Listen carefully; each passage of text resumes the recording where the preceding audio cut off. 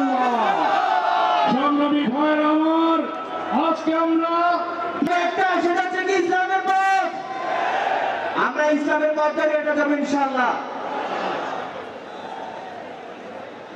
হাতে হাত রেখে শপথ করে এসো ইসলামের পথ ধরে যাই।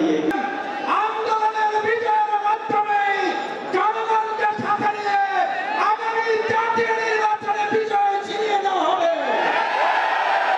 এখন আপনাদের সামনে একটি সঙ্গীত পরিবেশন করবেন। মার্কা ভোটের ঊর্ধ্বে গিয়ে আমরা জনগণের কল্যাণে এক মঞ্চে অবতীর্ণ হয়েছি।